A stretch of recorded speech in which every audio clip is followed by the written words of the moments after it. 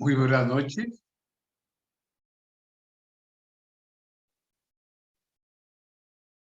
Muy buenas noches, apreciados hermanos. Ustedes son bienvenidos a esta inspiradora serie de El Santuario, la sombra de la cruz. A nombre del ingeniero Ronald Alberto Puentes, mi hijo, que es el técnico de esta transmisión y este servidor, les damos esta cordial bienvenida y esperamos que las lecciones espirituales sobreabunden esta noche. A continuación, entonces, vamos a pedir la dirección de nuestro Dios.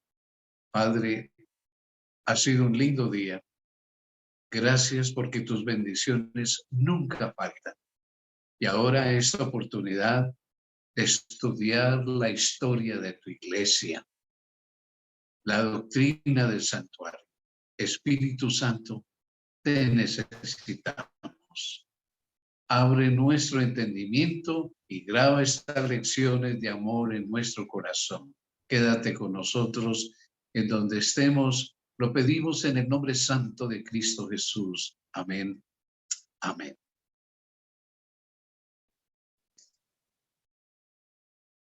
Bien, tal como habíamos anunciado hace una semana,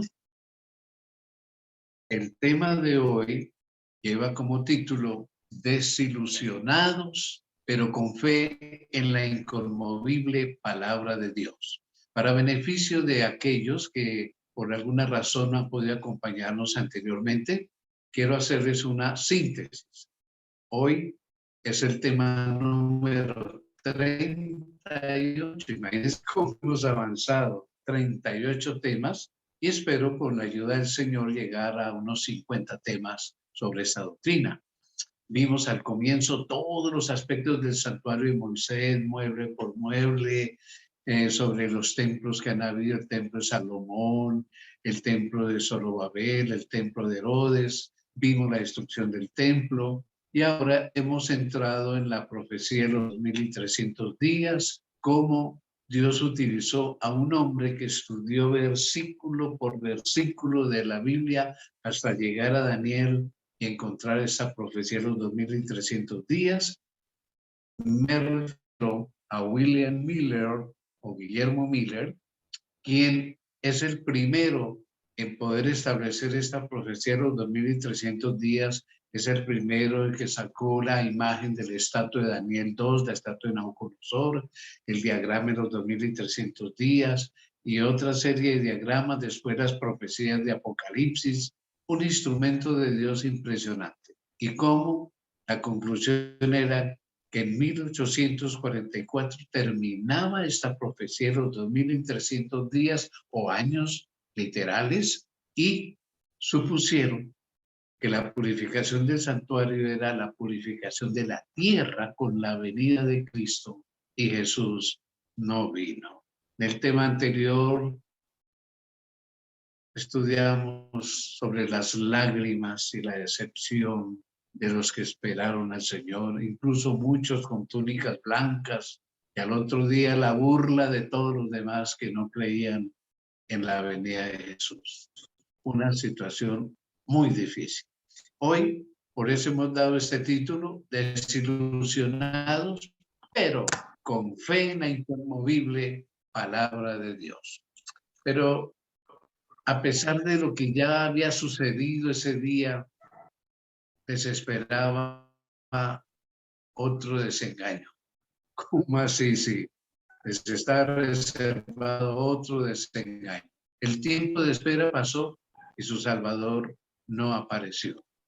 Con confianza inquebrantable habían esperado su venida y ahora sentían lo que sintió María cuando al ir al sepulcro del Salvador, encontrándolo vacío, exclamó llorando: se han llevado a mi Señor y no sé dónde lo han puesto. El mundo había estado observando y creía que todo el sistema adventista desaparecería en caso de que pasara el tiempo sin que Cristo viniese. Pero aunque muchos, al ser severamente tentados, abandonaron su fe, algunos permanecieron firmes.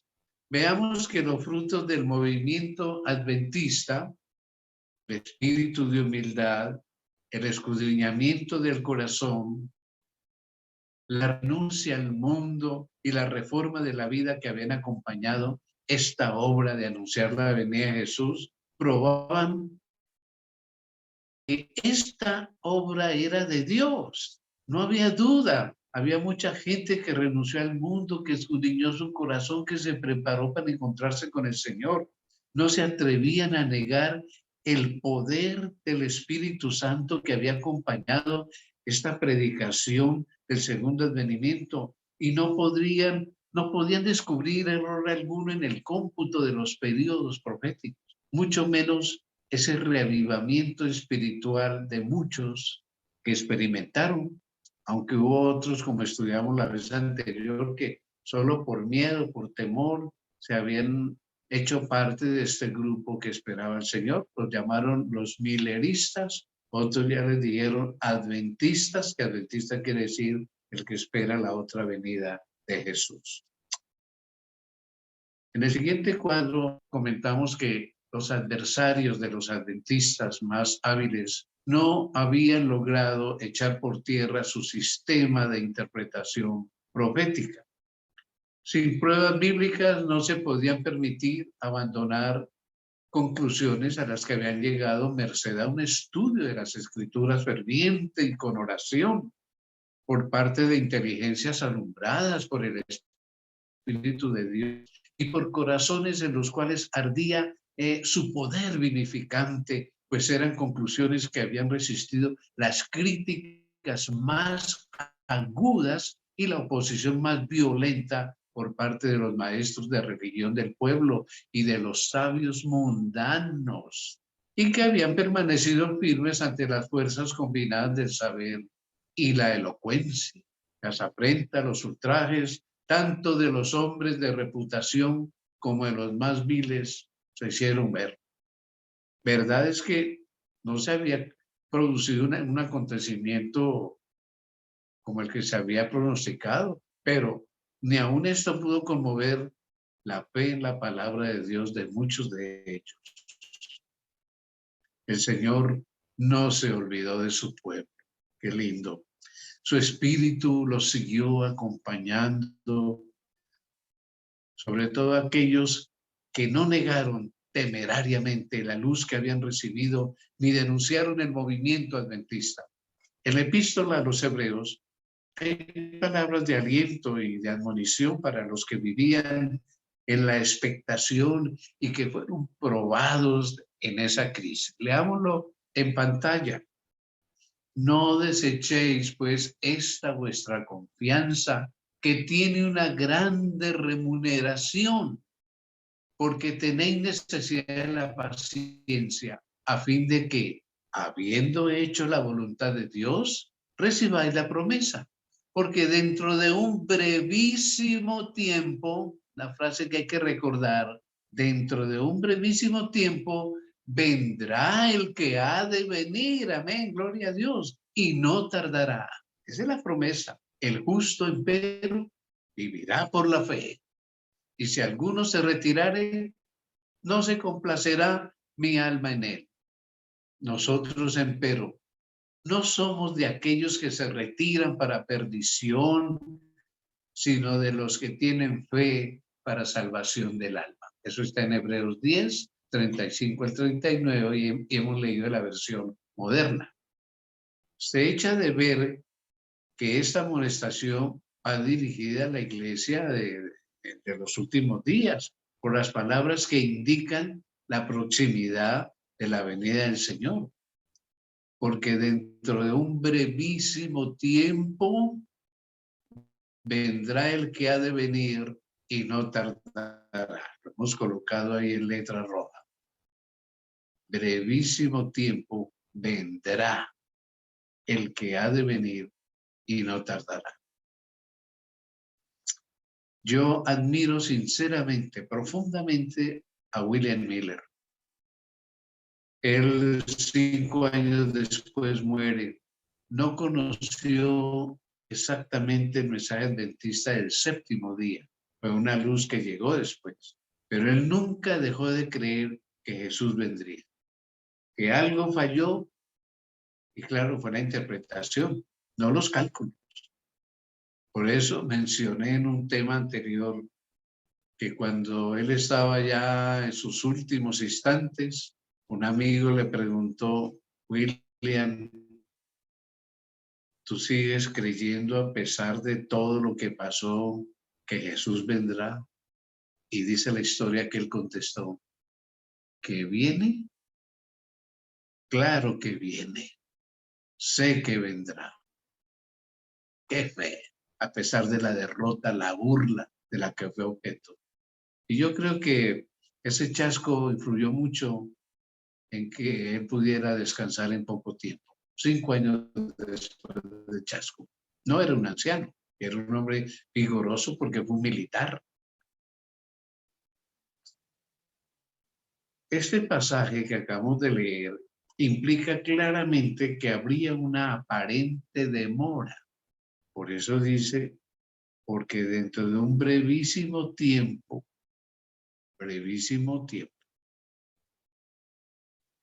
la enseñanza de aquí se aplica especialmente a lo que les pasaba a los adventistas en ese entonces.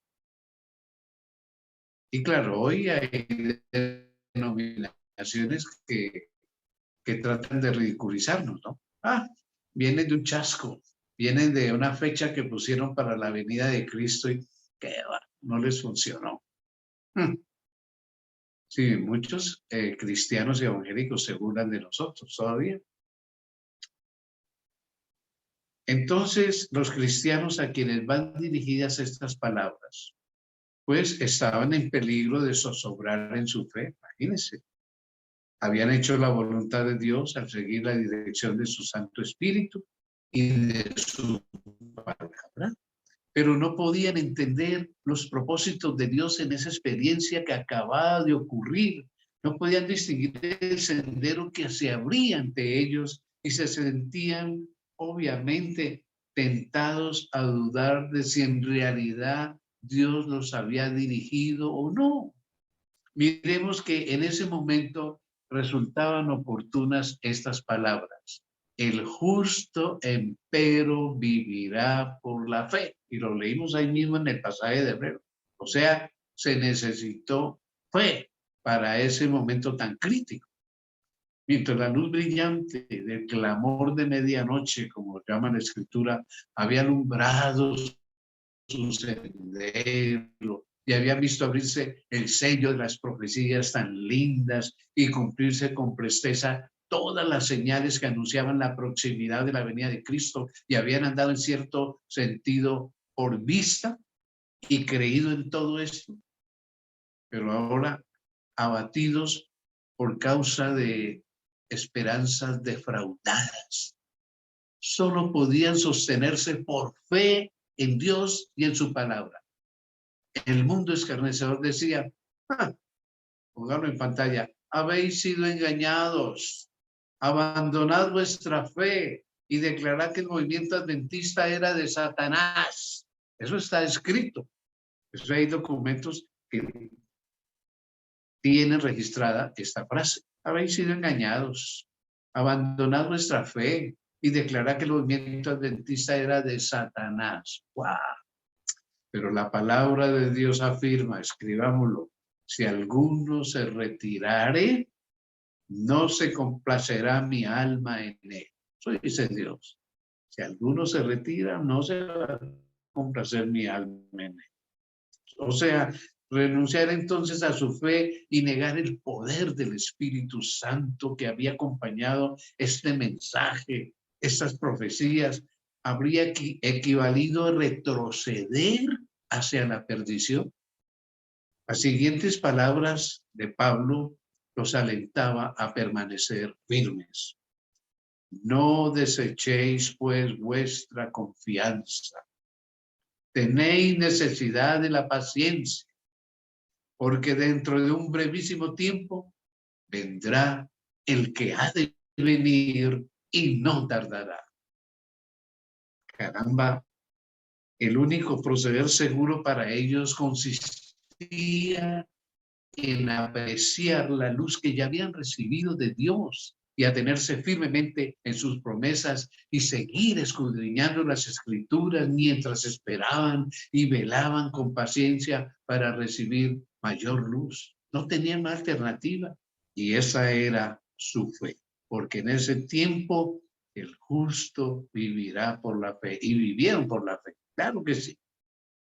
Coloquemos el siguiente título para analizar un aspecto que ya hemos estudiado en el pasado, pero hoy conviene, como ellos lo hicieron, repasarlo también nosotros.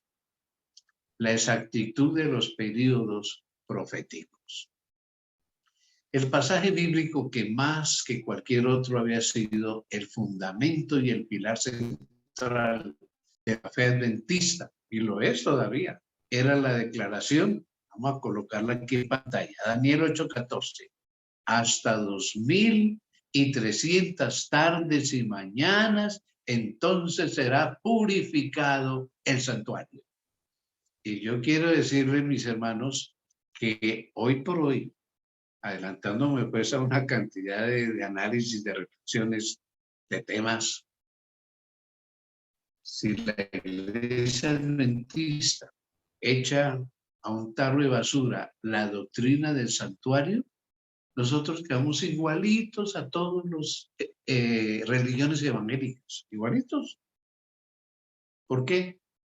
Solo cree el Señor Jesús y será salvo. Listo, no hay más. Pero no, esta doctrina del santuario contiene el fundamento de nuestra fe y de los temas que todavía nos faltan por estudiar. El ministerio de Jesús en el cielo, el juicio investigador, ¿qué es todo esto? Las etapas del juicio, etcétera. Esto no lo tienen las demás denominaciones, no, mis hermanos, y una cantidad. Esto afianza el sábado, afianza todas las demás doctrinas que son tan propias de nosotros. Por eso es tan importante el estudio de la profecía y gracias que ya muchos de ustedes nos han acompañado, oiga, por ya 38 domingos con hoy. Bien vale la pena. Estas palabras que acabamos de leer de Daniel 8:14 han sido familiares para todos los que creían en la próxima venida del Señor. Y debe serlo para nosotros hoy.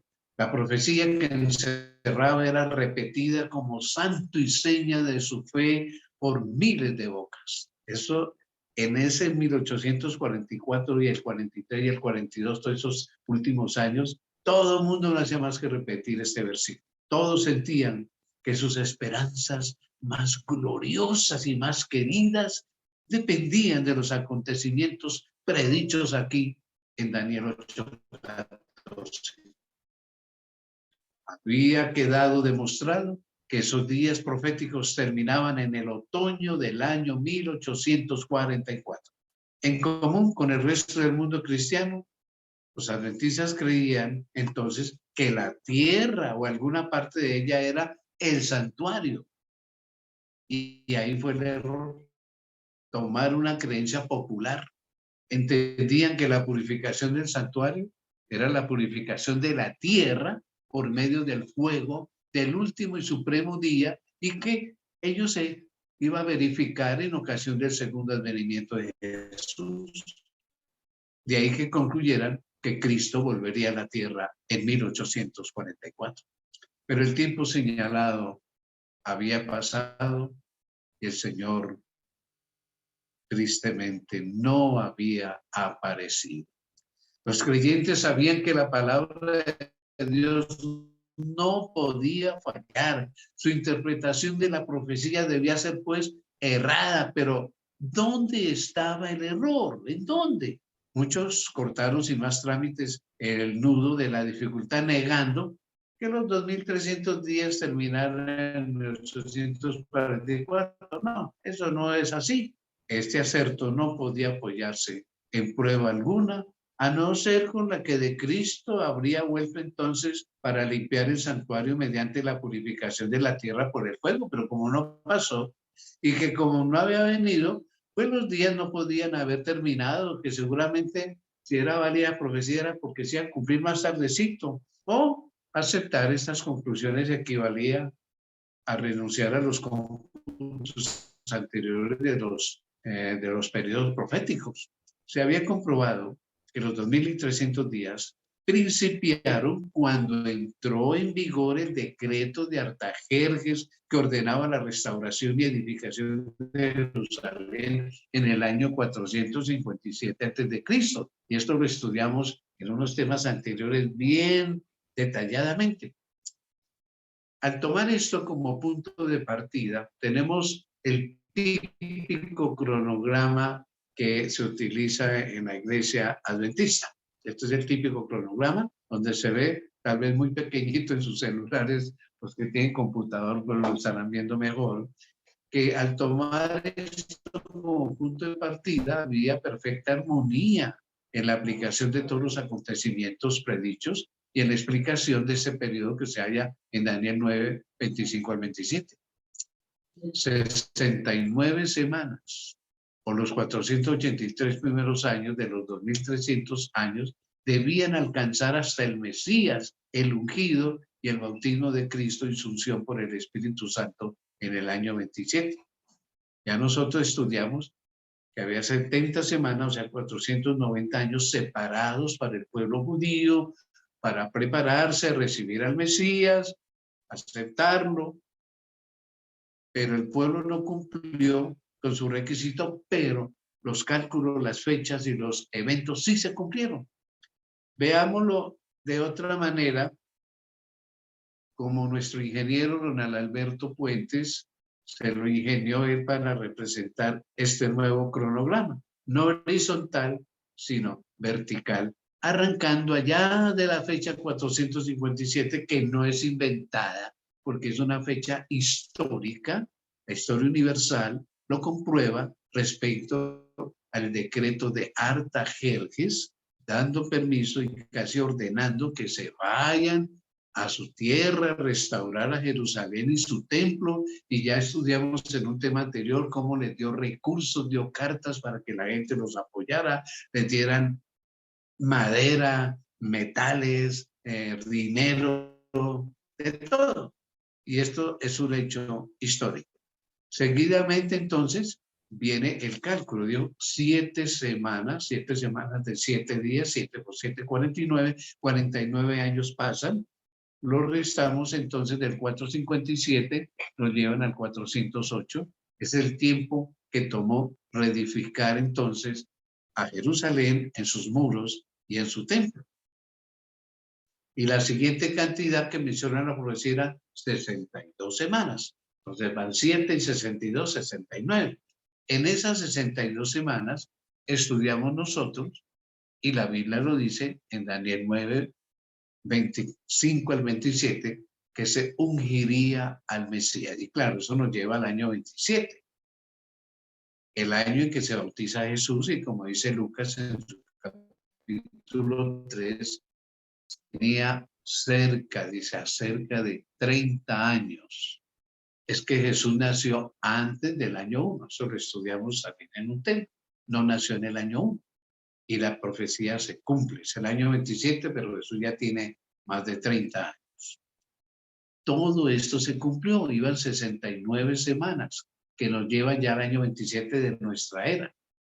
Entonces faltaba una, porque son 70 semanas que se habían separado para los judíos, o sea, 7 años, 7 días, 7 años, porque estudiamos que en profecía cada día equivale a un año literal.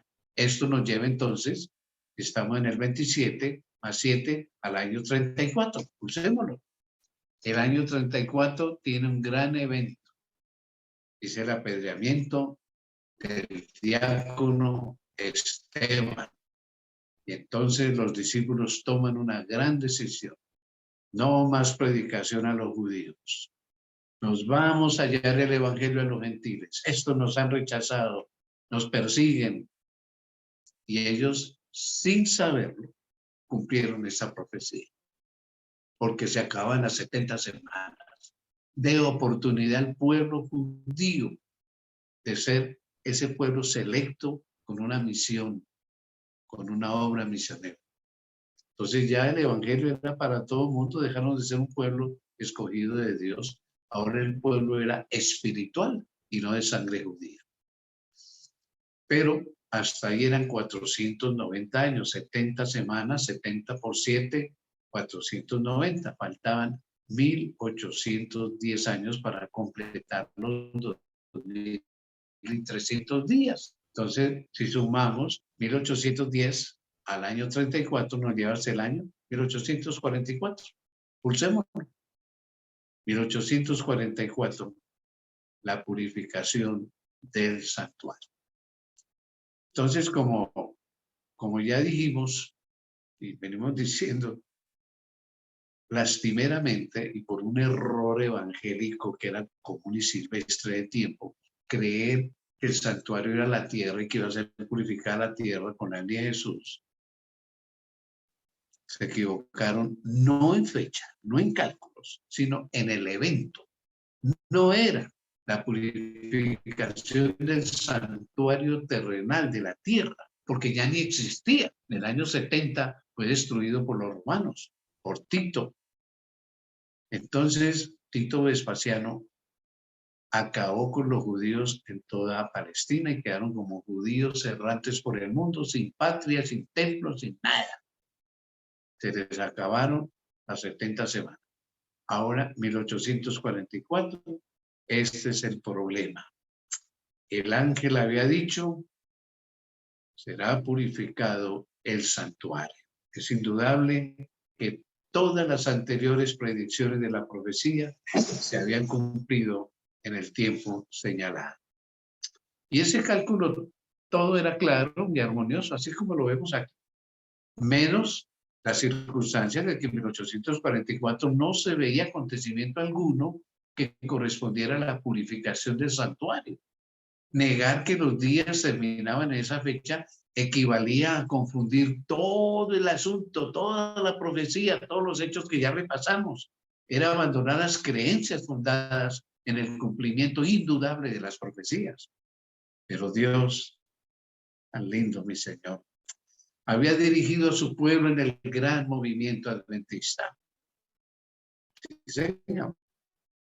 Su poder y su gloria habían acompañado la obra y él no permitiría que ésta terminara en la oscuridad y en un chasco y en un desastre total para que se lo cubriera de oprobio, como si fuese una mera excitación mórbida y un producto del fanatismo como muchos creyeron. No, no iba a dejar su palabra envuelta en dudas e incertidumbres. Claro que no. Y aunque muchos abandonaron sus primeros cálculos de los periodos proféticos y negaron la exactitud del movimiento basado en esas fechas y en esos eventos que acabamos de repasar, otros no estaban dispuestos a negar puntos de fe y de experiencia que estaban sostenidos por las Sagradas Escrituras y por el testimonio del Espíritu de Dios. Creían haber adoptado en sus estudios de las profecías sanos principios de interpretación, que esos estuvo a toda prueba, que estaban en lo correcto, que era su deber atenerse firmemente a las verdades ya adquiridas y seguir en el mismo camino de la investigación bíblica, orando con fervor. Volvieron entonces a considerar su situación y estudiaron las Santas Escrituras con más detenimiento para descubrir cuál fue su error. Como no encontraron ninguno en sus cálculos de los periodos proféticos, entonces fueron inducidos a examinar más de cerca la cuestión del santuario. Y en sus investigaciones vieron que las Santas Escrituras no había prueba alguna que apoyara la creencia general de que la tierra es el santuario. No, no había ningún versículo. Su naturaleza, su ubicación y sus servicios, no había ningún versículo sobre eso acerca de la tierra. Pues el testimonio de los escritores sagrados era tan claro y tan amplio que despejaba toda duda con respecto a este asunto. Y ahí entra en juego el libro de Hebreos que estamos estudiando este trimestre, casual o providencialmente, en la escuela sabática.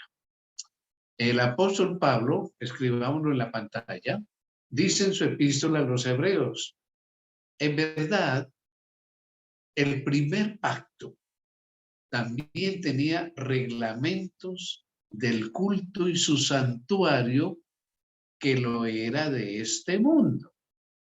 El primer pacto.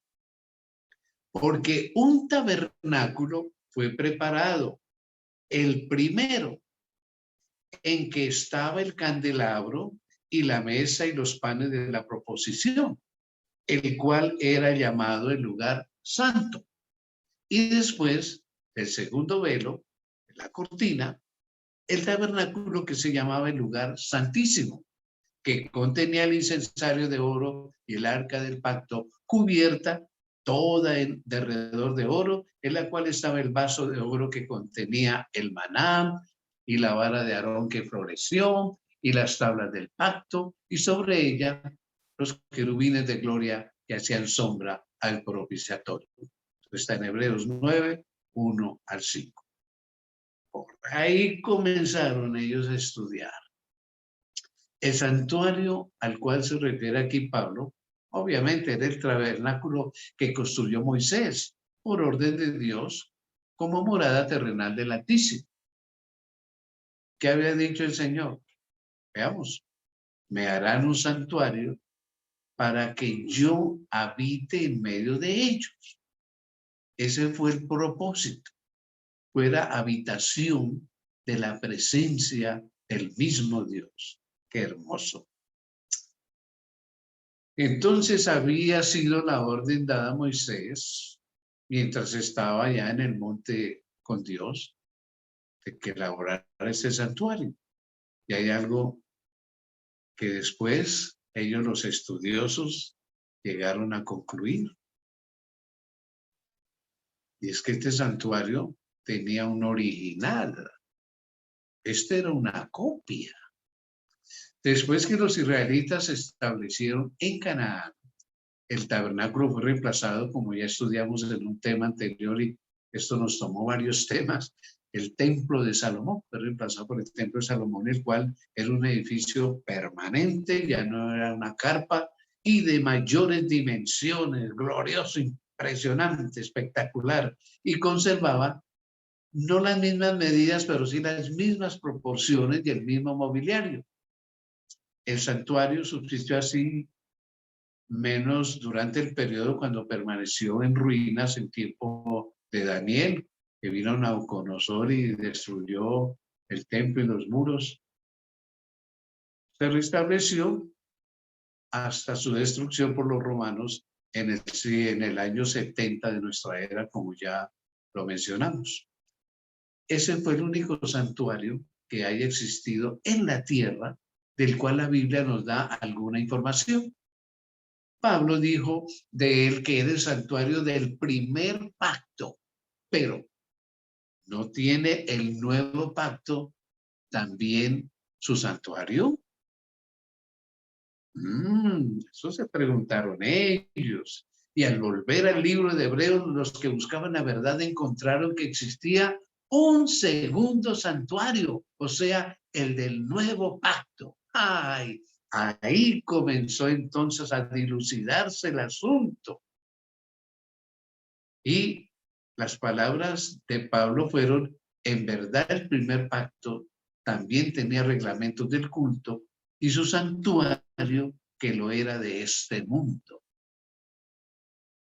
El nuevo pacto tenía santuario, entonces ya eso fue una luz grandísima para ellos. El uso de la palabra también implica que Pablo ha mencionado antes ese santuario, el primero. Si volvemos al principio del capítulo anterior, leemos. Vamos a ponerlo en pantalla. Hebreos 8, 1 y 2. Lo principal, pues, entre las cosas que decimos es esto. Tenemos un tal sumo sacerdote que se ha sentado a la diestra del trono de la majestad de los cielos, el Padre. Ministro del santuario. Está el capítulo 8, ya habíamos leído el capítulo 9.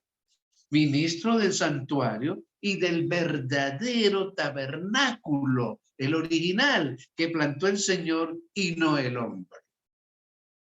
Obra de Dios en el cielo. porque el trono de la majestad en los cielos, dice. Quiere decir que allá está el santuario, el original, en el cielo. Entonces, aquí tenemos revelado el santuario del nuevo pacto. El de Moisés fue el antiguo pacto. El santuario del primer pacto fue levantado por el hombre, por manos humanas. Este segundo es levantado por el Señor, no por el hombre. En aquel santuario servían los sacerdotes terrenales, como estamos estudiando en las lecciones de escuela sabática. Y en este, en el celestial, es Cristo, nuestro gran sumo sacerdote, quien ministra a la diestra del Padre. Uno de los santuarios estaba en la tierra y el otro, el original, está en el cielo. Los sacerdotes de aquí morían, Cristo es eterno. Murió en la cruz su humanidad, pero su divinidad y ahora su humanidad glorificada son eternos. Además, el tabernáculo que construyó Moisés se hizo según un modelo. El Señor le ordenó, coloquémoslo en pantalla, conforme a todo lo que yo te mostraré, el diseño del tabernáculo y el diseño de todos sus vasos, así lo haréis. Y le mandó además, mira, y haznos conforme a su modelo que te ha sido mostrado en el monte. Éxodo 25, 9 y 40. Había un modelo, un original, el que está en el cielo. Anotemos entonces que, y Pablo dice que el primer tabernáculo, anotémoslo, era una parábola para aquel tiempo entonces presente, conforme a la cual se ofrecían dones y sacrificios. Que sus santos lugares eran representaciones de las cosas celestiales. Caramba, eso está en Hebreos 9:9. Que los sacerdotes que presentaban las ofrendas según la ley ministraban lo que era la mera representación y sombra de las cosas celestiales. Ay, y que no entró Cristo en un lugar santo hecho de mano, es una mera representación del verdadero, sino en el mismo cielo para representarse ahora delante de Dios por nosotros. Todo esto lo encontramos en Hebreos 9, versículo 23, Hebreos 8, versículo 5, Hebreos 9, versículo 24. Cuando nuestros hermanos a finales de 1844 estudiaron todo esto, el Espíritu Santo entonces les comenzó a dar una luz espectacular sobre lo que sucedió en 1844. Coloquemos el siguiente título para hacer el comentario sobre las glorias del santuario terrenal y del templo celestial. Un contraste, ¿no?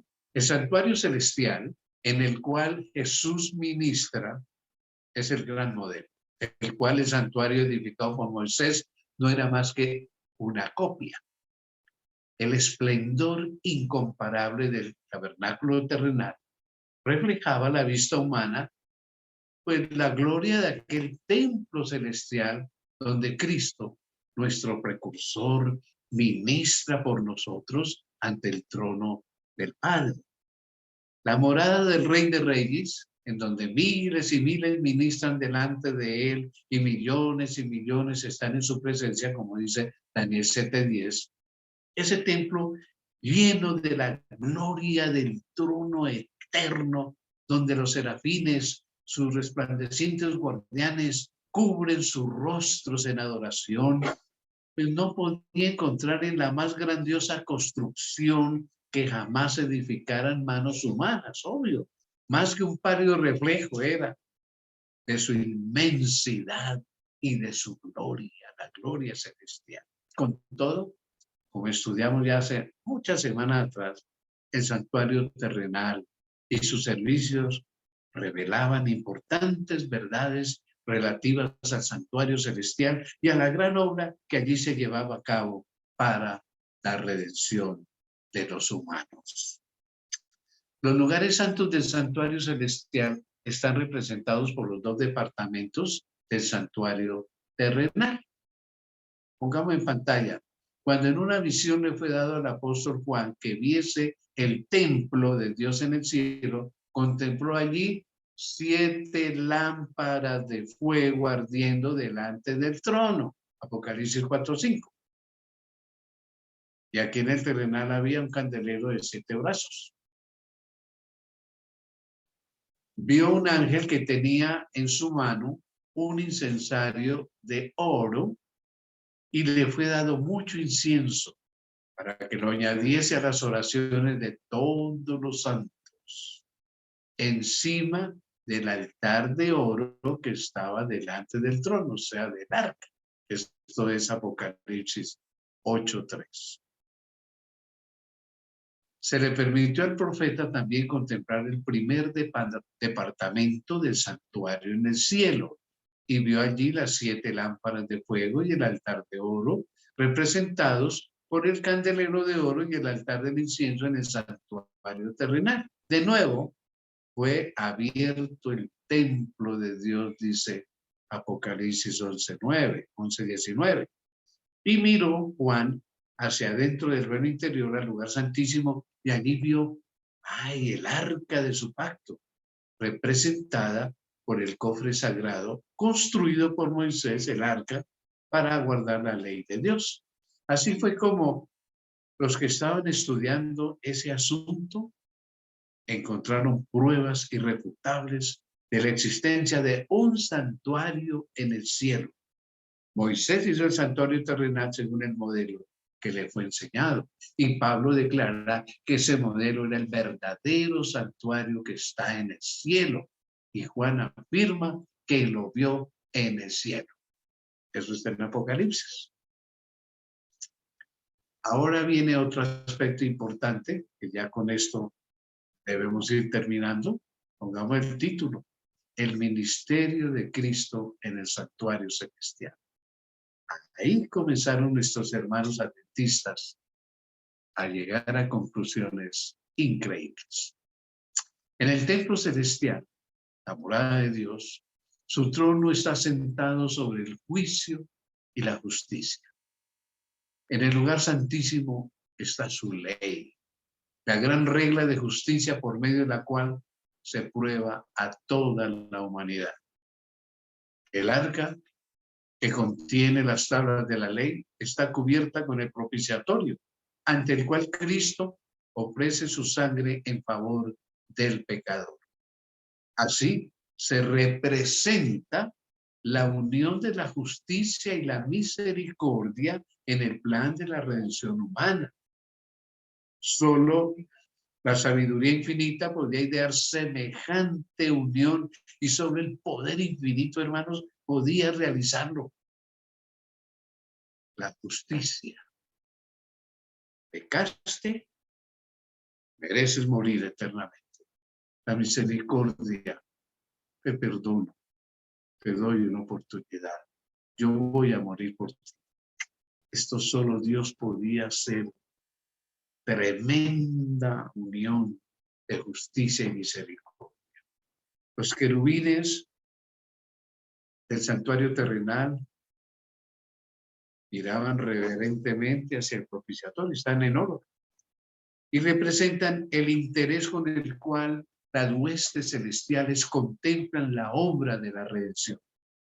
Es el misterio de misericordia que los ángeles desean contemplar, a saber que Dios puede ser justo al mismo tiempo que justifica al pecador arrepentido y reanuda sus relaciones con la raza caída. Que Cristo pudo humillarse para sacar innumerables multitudes del abismo de la perdición eterna y revestirlas con las vestiduras inmaculadas de su propia justicia, su carácter, a fin de unirlas con los ángeles que no cayeron jamás y permitirles vivir para siempre en la presencia de Dios. La obra mediadora de Cristo en favor del hombre se presenta en esta hermosa profecía de Zacarías relativa a aquel cuyo nombre es el vástago, dice en un versículo anterior. El profeta dice, pongámoslo en pantalla, sí, edificará el templo de Jehová y llevará sobre sí la gloria y se sentará y reinará sobre su trono, siendo sacerdote sobre su trono, y el consejo de la paz estará entre los dos. Zacarías 6, 12 y 13. Noten la frase, sí, edificará el templo de Jehová, el santuario celestial, por su sacrificio y su mediación. Cristo es el fundamento y el edificador de la iglesia de Dios. Anotemos que el apóstol Pablo lo señala como la piedra principal del ángulo, en el cual todo el edificio, bien trabado consigo mismo, va creciendo para ser un templo santo en el Señor, en quien dice, vosotros también sois edificados juntamente para ser morada de Dios en virtud del Espíritu. Efesios 2, 20 al 22. Y claro, en otra parte dice que nuestro cuerpo es templo del Espíritu Santo. Decía entonces Zacarías, y llevará sobre sí la gloria. Es a Cristo a quien pertenece la gloria de la redención de esta raza caída. Ya estudiaremos en un tema próximo el trono en el que se sienta Jesús, el trono de la gloria, del reino de la gloria, porque hay dos reinos, el reino de la gracia y el reino de la gloria. Ya estudiaremos eso en un futuro cercano. Entonces, a Cristo le pertenece por toda la eternidad el canto de los redimidos. ¿Cuál es el canto de los redimidos? Veámoslo aquí en pantalla. A aquel que nos ama y nos ha lavado de nuestros pecados en su misma sangre, en su sacrificio. A él sea la gloria y el dominio por los siglos de los siglos. Amén. Apocalipsis 1, 5 y 6. Ay, mis hermanos. La escritura dice que se sentará y reinará sobre su trono, siendo sacerdote sobre su trono. No todavía sobre el trono de su gloria. El reino de gloria no le ha sido dado aún. Ese lo va a recibir en la segunda venida, solo cuando su obra mediadora haya terminado. El tiempo de gracia termine. Entonces el Señor Dios, el Padre, le dará el trono de David, su padre, un reino que no tendrá fin. Como sacerdote, Cristo está sentado ahora con el Padre en su trono, en el trono en compañía del Dios eterno que existe por sí mismo. Está aquel que ha llevado nuestros padecimientos y con nuestros dolores se cargó, quien fue tentado en todo punto, así como nosotros, mas sin pecado. Y si alguno pecare, abogado tenemos para con el Padre, a saber, Jesucristo el justo, dice 1 Juan 2. Su intercesión es la de un cuerpo traspasado y quebrantado y de una vida inmaculada. Las manos heridas, el costado abierto, los pies desgarrados, abogan en favor del hombre caído, cuya redención fue comprada a tan infinito precio. Decía Zacarías, y el consejo de la paz estará entre los dos.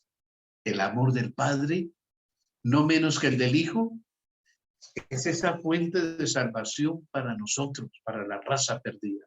Jesús había dicho a sus discípulos antes de irse, no os digo, pongámoslo en pantalla, no os digo que yo rogaré al Padre por vosotros, pues el Padre mismo os ama. Juan 16, 26 y 27.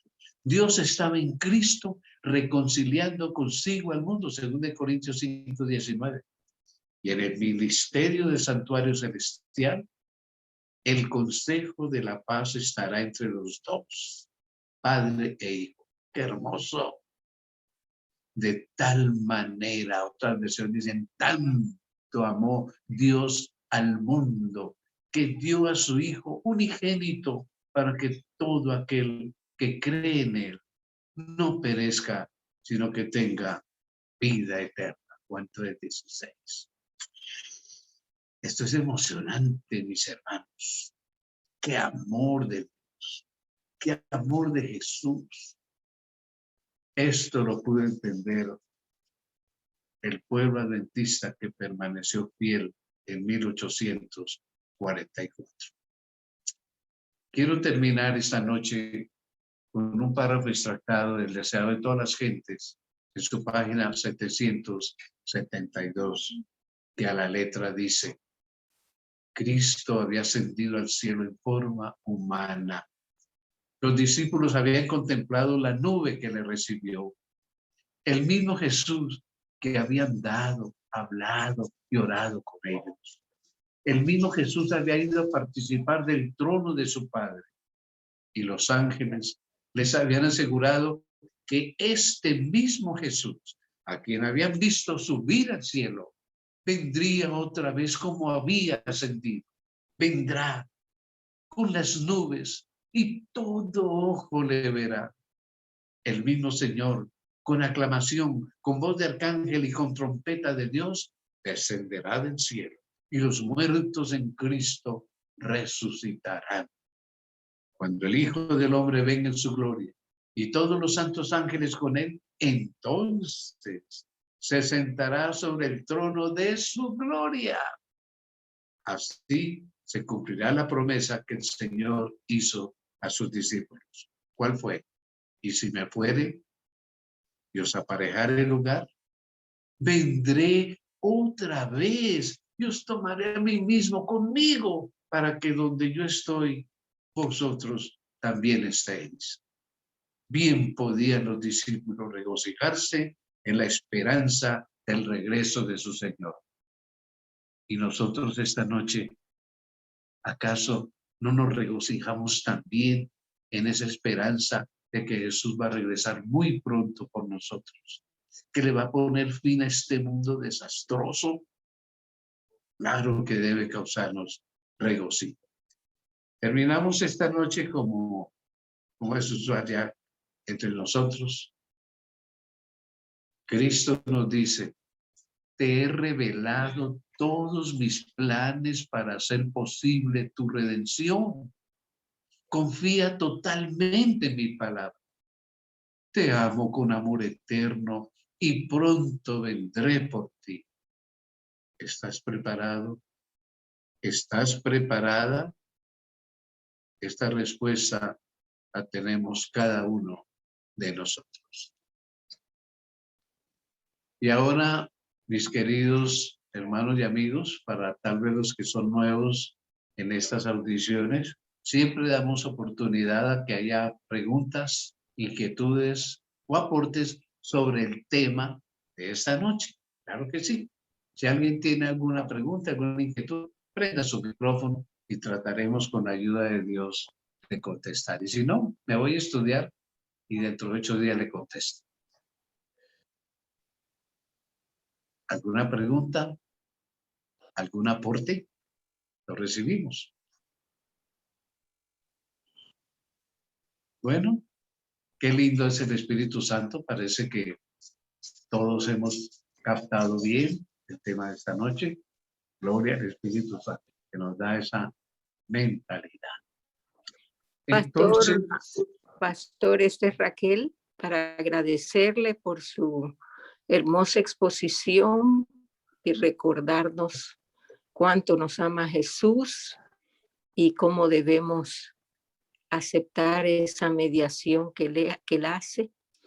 Y estamos tan acostumbrados a escuchar esas palabras, aquí vengo pronto y todo eso, y debemos en realidad estar siempre expectantes y mirando al cielo, no mirando las cosas de esta tierra, sino siempre mirando la tierra prometida y el cielo donde viviremos, dice cosa que ojo no vio ni oído.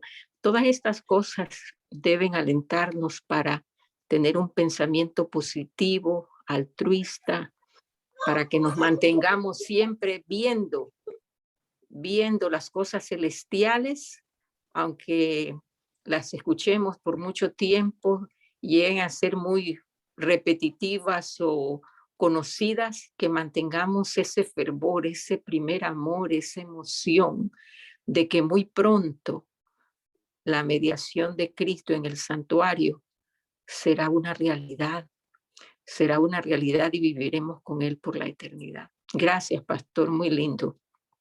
A usted, hermana Raquel, por ese aporte tan hermoso. Quisiera mencionarles que la hermana Raquel está conectada desde Estados Unidos. ¿En qué estado es que está hermana Raquelita? Ella es esposa de un pastor de mucha trayectoria, el pastor Alfredo García Marenco. Sí, ¿En qué ciudad estamos en están? Maryland, pastor, en Ah, Maryland. en Maryland. Qué lindo. Aquí Gracias en por Silver acompañarnos. Spring, donde está la Asociación General, sí. Sí, correcto. Así Ujú. es. Bueno, ¿alguien más tiene algún aporte, alguna inquietud? No, pastor, sumamente amplio y muy, muy bonito. Todo muy bien. Gracias, mi fiel asistente, la hermana Hedwig, que es la iglesia Maranata. ¿Alguien más? Y si Gracias, no, procedo. muchas gracias, pastor, porque fue muy, muy lindo el tema y muy claro para todos. Y usted con sus palabras, yo sé que lo usa el Espíritu Santo, nos hace acercar más a las cosas eternas, mirar más a lo eterno. Muchas gracias. A usted, hermana querida, muchas gracias por su aporte. Entonces procedemos a dar gracias a Dios. Hermana Raquel, yo voy a abusar de su bondad, pero yo veo que usted tiene espíritu de oración. Cierre nuestra reunión con una corta oración de gratitud. Ok, oremos.